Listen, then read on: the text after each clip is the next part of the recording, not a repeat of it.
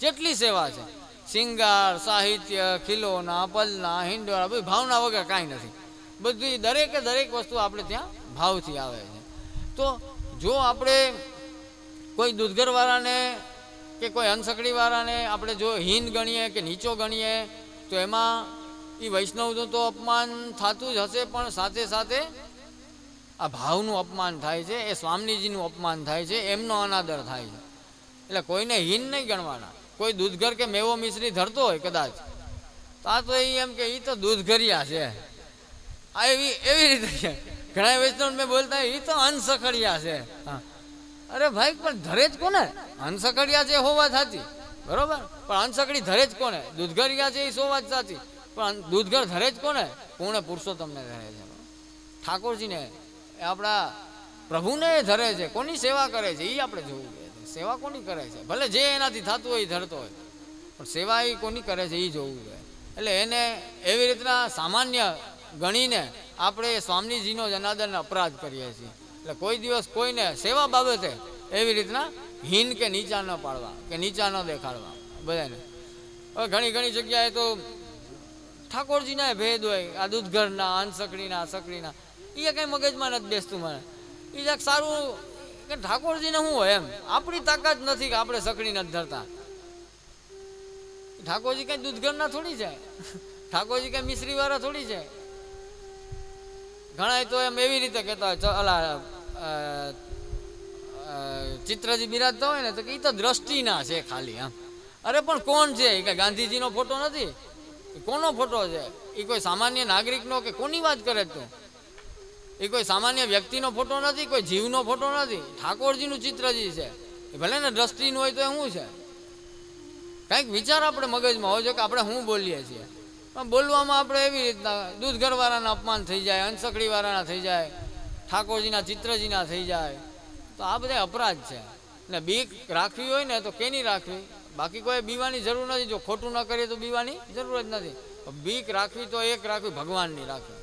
આજે ઊંધું થઈ ગયું છે, માણસ બધાયથી બીવા માંડ્યો છે, બરાબર. માણસોથી બીવે, પ્રાણીઓથી બીવે, ગ્રહથી બીવે, દરેકે દરેક બધી વસ્તુ, રોગથી બીવે, શત્રુથી બીવે, બધાયથી બીવે, ભૂતથી બીવે, ડાકણથી બીવે, બધાયથી બીવે, પણ ભગવાનથી નથી બીતો.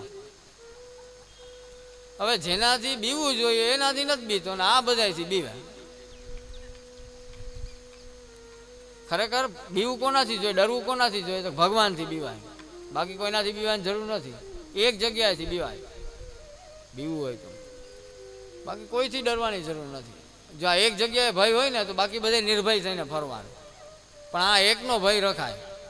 આપણી ઊંધી સાયકલ હાલે, આપણે અહીં બીતા જ નથી, માં બધે બીએ છે આપણે. એટલે જ બધી અમારે ને આ બધી તકલીફ એટલે જ થાય. ડર એનો રાખો કે એનો અપરાધ ન થઈ જાય. સેવામાં જાય ત્યારે આપણે ત્યાં કીધું છે કે માતા જેવું વાત્સલ્ય અને જે સ્નેહી હોય, પ્રેમી હોય, એને જેમ પ્રેમિકા એની પ્રેમ કરે એવું માધુર્ય, એવો ભાવ ઠાકોરજીમાં માધુર્યનો. વાત્સલ્ય એક માતા જેમ બાળકનું ધ્યાન રાખે એવું વાત્સલ્ય સેવામાં. અને ભય કોના જેવો? તો કે રાજાના દરબારમાં ગયા હોય એવો ભય, એવો રાખો ઠાકોરજીને. તો ભય રાખવો હોય તો ઠાકોરજીના અપરાધનો ભય રાખો કે એના અપરાધ ન થાય આપણા. કોઈ વૈષ્ણવનું મન દુખે નહીં, એનું કોઈનું દિલ ન દુભાય, આપણા મા બાપનું દિલ ન દુભાય, પહેલાં તો ત્યાંથી ધ્યાન રાખવાની જરૂર છે. હા, એ બધાથી બીવાય. જે બીવાનું છે ને એનાથી બીવાય ભાઈ, એનાથી. કારણ કે આપણે ત્યાં છે ને આપણા માતા પિતા કે કોઈ સંબંધી આપણા એ પછી છે. પહેલાં કોણ છે? એ વૈષ્ણવ છે. એ આત્મીય સંબંધ પહેલાં છે. કે મારા પિતા એ પછી છે, પેલા મહાપ્રભુજીના સેવક છે. મારા માતા પછી છે, એ પેલા મહાપ્રભુજીના સેવક છે. એ વૈષ્ણવ સંબંધને યાદ કરશો ને એટલે ઓટોમેટિક અપરાધ ઓછા થઈ જાય. એને યાદ રાખવું છે. એટલે ગંભીરતા અલૌકિકમાં એટલી જ આવી જોઈએ. એને મહત્વ આપો કે બ્રહ્મ સંબંધ લેવા જાઉં તો એ દીક્ષા, એક મહત્વની દીક્ષા લેવા જાઉં છું. હું ક્યાં જાઉં છું અત્યારે? એટલે જ અમે કંઈક સમજ ના થાય છોકરા પછી લેવડાવો. ખોટા 4-5 વર્ષના 7 વર્ષના છોકરાને લેવડાવી દઉં. મોટો થાય, વ્રત કરી શકે, બરાબર બધું સમજી શકે, શા માટે બ્રહ્મ સંબંધ લેવું જોઈએ એ બધું સમજાય પછી બ્રહ્મ સંબંધ લેવો. અત્યારે હકડે ઠઠ આમ દેવાય બ્રહ્મ સંબંધ, એ નકામું છે.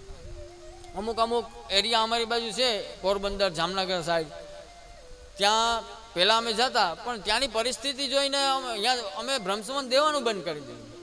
ત્યાં જાય એટલે 800 બ્રહ્મસમાન, 1000 બ્રહ્મસમાન, 1200 બ્રહ્મસમાન, એમ. એને ગુરુની બીજું કંઈ લેવા દેવા નથી કે બ્રહ્મસમાન શું છે કાં. એટલે પછી એને હું કહું કે કંઠી લ્યો એ ગુરુ ધારણ કર્યા બરાબર, ખાલી કંઠી આવી જાય ને ગળામાં, પણ આપણે સમજીએ શું કે બ્રહ્મસમાન લઈએ તો જ વૈષ્ણવ થાય, બ્રહ્મસમાન લઈએ તો જ વૈષ્ણવ ના થાય. કંઠી લીધી ત્યારે જ વૈષ્ણવ થઈ ગયા. એટલે બ્રહ્મસમાનનો ખોટો આગ્રહ છે વધારે. હવે એટલે અમે ત્યાં દેવાનું જ બંધ કરી દીધું. મેં તમને કહ્યું કે આવા બ્રહ્મસમાન દેવાનો આનંદ આવે. એટલે બ્રહ્મસમાન લેવા જઈએ તો એ ક્રિયાને મહત્વ આપો કે આ ધર્મની હું એક દીક્ષા લેવા જાઉં છું. સામાન્ય કોઈ સારી સ્કૂલમાં એડમિશન લેવા જાઉં, ત્યાં કેટલા સિરિયસ હોવ. તો આખા જીવનને જે લાગુ પડે છે એ બ્રહ્મસમાનની દીક્ષા, એને આપણે એકદમ સાધારણ ને સામાન્ય બનાવી દઈએ. એ તો સારું છે. હવે એક દિવસનો જ ઉપવાસ છે. પહેલાં તો બાળકો ત્રણ દિના ઉપવાસની આજ્ઞા કરતા. હજી આપણે પ્રસંગમાં આવે ને, હજી કે જા હજી એક ઉપવાસ કર, હજી એક કરી આવ, 3 ઉપવાસ કરાવતા અને પછી યોગ્યતા લાગતી તો આપતા. એટલે હવે તો બાળકો ખરેખર કૃપા વધી ગઈ. હું તો કહું પહેલાં કરતાં બહુ સહેલું થઈ ગયું. પહેલાં તો સેવા કરો એમ જ આજ્ઞા થતી બ્રહ્મસમાન લઈને. એ સેવા કરો એટલે એ સખડી જ ધરવાની હોય પછી, એમ. એના કંઈ આવા પ્રકાર નહોતા પહેલાં. આ પ્રકાર વધારે હમણાંના સમયમાં કે હવે કરવું શું, અમારે કરવા જ પડે, આજ્ઞા દેવી જ પડે. ઓલો કાંઈ ના કરે એના કરતાં મિશ્રી તો ધરે, ઓલો કાંઈ ન કરે એના કરતાં મેવો તો ધરે, ઓલો કાંઈ ના કરે એના કરતાં હંસકડી તો ધરે, કાંઈક ને કાંઈક તો ધરે છે ને. જે કાંઈ ધરે છે એ આપણે ત્યાં બધું ભાવાત્મક છે, ભાવનાથી આવે છે. 4 યુથના સ્વામીજીથી સેવા થાય છે, તો એ 4 યુથના સ્વામીજીની ભાવના છે. કે દૂધગર ધરીએ શ્રી અમનાજીનો ભાવ છે, નાગરીમાં કુમારિકાજીનો ભાવ છે, હંસકડી ચંદ્રાવલીજીનો ભાવ છે, સખડી છે એ સ્વામીજીનો ભાવ છે. એક વૈષ્ણવ મને આવીને કે હું બધુંય ધરું, સખડી ધરું, આમ કરું તેમ કરું, મરજાદ પાડું, તો એ કેમ ઠાકોરજી વાત ન કરે, કે બોલે નહીં, કે કાંઈ આગળ વધતું નથી ગાડું આમાં. મેં કે તમારી તમને દુઃખ ના લાગે તો કહું. તો કે હા છે સાચી વાત. હું બીજાની ઈર્ષા કાઢી નાખો ને એટલે બધું સુધારો થઈ જાય. ગોકુલનાથજી આજના આધુનિક જીવમાં એ જ પ્રોબ્લેમ મોટામાં મોટી કીધી છે કે આજે બધુંય કદાચ સેવા પરાયણતા આવી જાય, સત્સંગ પરાયણતા આવી જાય, પણ બીજાને નીચા પાડવાનો ભાવ છે ને જી, ઈર્ષા, દ્વેષ, એ એક નીકળી જાય આપણા હૃદયમાંથી. આ મોટામાં મોટો કચરો છે. તમે બાળકો કે ઠાકોરજીને પધરાવો ત્યારે ગાતા હોય ને કે ઓલું આ શેરી વડાવી સજ કરું હરી ઘેર આવો ને, હરી ક્યાંથી આવે? આમાં કચરા અને ઢગલા છે બધા. ઈર્ષા ને દ્વેષ ને કોઈનું સારું ન જોવું એ મોટામાં મોટું દુઃખ છે. આટલા કચરા હોય તો કેવી રીતે હરી પધારે? આમાં આપણે કોઈ લઈ જાય કે આ ઘરમાં બેસો કે આ રૂમમાં બેસો, અહીંયા ખૂબ જારા બાઈજા હોય ને ધૂળ ચડી ગઈ હોય આટલી ને, તો આપણે બેસીએ? આપણે એમ કે કંઈક સાફ તો કરીને દે. તો ભગવાનને હૃદયમાં પધરાવા, અગર તો ઘરે પધરાવા, તો એના માટે આપણા વિચારમાં પધરાવા, આપણા જીવનમાં પધરાવા, તો એના માટે આ શેરીને વાળવી તો પડશે ને. એ મોટામાં મોટી જો કોઈ ખામી હોય તો બીજા વૈષ્ણવના દોષ જોવા, બાળકોના દોષ જોવા, એ બધા બંધ કરી દેવાય. એનું કામ છે કે એ જેને જોવા એ જોશે, એ આપણું કામ નથી ને. આપણે ટાઈમ બગાડવાની વાત, આપણે આપણું કરાય. અપનો દોષ વિચાર સકે, કૃપા વહી તબ જાણીએ જબ દીખે અપનો દોષ. કે આપણા અપરાધ, આપણા દોષ દેખાય કે આપણામાં કેટલી ખરાબી છે, ત્યારે સમજવું કે કૃપા થઈ જ આપણી ઉપર. એ બીજા લપમાં ન પડાય કે ઓલો શું કરે જ ને, ઓલો મેંડ પાડે જ કે નહીં ને, ઓલો હું આમ કરે જ, ઓલો હું આમ કરે. એમાં બધો સમયનો બગાડ છે. આપણી સમયને શક્તિનો વેસ્ટ ઓફ ટાઈમ. સમય અતિશય કિંમતી છે ને, એ બગડી જાય. એ સમયને આપણે સાચવી લઈએ, એ સમયનો આપણે ઉપયોગ કરવો જોઈએ. પણ માણસને બીજાનું જોઈને દુઃખી થવામાં ખબર નહીં હું મજા આવે ને હું ટેવ પડી ગઈ, સમજાતું જ નથી. કોઈએ ભગવાનને પૂછ્યું કે ભગવાન આપની આ સૃષ્ટિમાં આટલા બધા દુઃખી લોકો કેમ છે, આપણે દુઃખ શું કામ આપ્યું? એટલે ભગવાન કે મેં તો દુઃખ આપ્યું નથી, મેં તો સુખ જ આપ્યું હતું. પણ કોકનું સુખી કોકનું દુઃખ થઈ જાય એમાં હું શું કરું? કે મેં તો એને સુખી જ રાખ્યો, પણ હવે એનું જોઈને ઓલો જ બરી જાય એમને બેઠા બેઠા. હવે આપણે બરવાનું ચાલુ કરીએ ને, એમાં થાય શું ખબર? આમાં એકચ્યુઅલી ખરેખર રિયલમાં શું થાય છે કે કોઈની ગાડી બંગલા સારું બધું જોયું ને આપણે બરવાનું ચાલુ કર્યું, બરાબર? ઓલાને તો કંઈ ખબર નથી કે કોણ બરે કે શું થાય. ઓલો બરીને અડધો થઈ ગયો, ઓલાની હાલત ખરાબ થઈ ગઈ હોય. એ દુઃખ એને ત્યારથી જ ચાલુ થઈ જાય. જ્યારથી ઈર્ષા એના હૃદયમાં પ્રગટે ને ત્યારથી એના માટે દુઃખ ચાલુ થઈ ગયું. એ દુઃખ આવી જ રાખે. જેટલા જેટલા દ્વેષ અને ઈર્ષા કરો એનું દુઃખ આપણને જ થાય, બીજા કોઈને નથી થતું. એ ઉપાધિ ત્રાસ એ આપણે જ સહન કરવો પડે. એટલે એક તો ઈર્ષા કાઢી નાખો. આ તો છે ને પુષ્ટિ માર્ગ છે.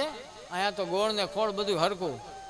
અહીં તો ભગવાન સામેથી આજ્ઞા કરીને કે ઓલા રૂપા પોડિયા પાસે ગૌરાવો તો મને નીંદર આવે. શ્રીનાથજી સામેથી આજ્ઞા કરી ને, ઓલાને કોઈ રાગનું જ્ઞાન નહોતું છતાંય પણ શ્રીનાથજી આજ્ઞા કરી કે રૂપા પોડિયાને કયો ગાય. અહીંયા કઈ નીતિ નિયમ નથી કે સખડી ધરે, 2 ટાઈમ સેવા કરે ને પછી તમે એમ કહો કે કેમ ભગવાન મારી યાર વાત નથી કરતા.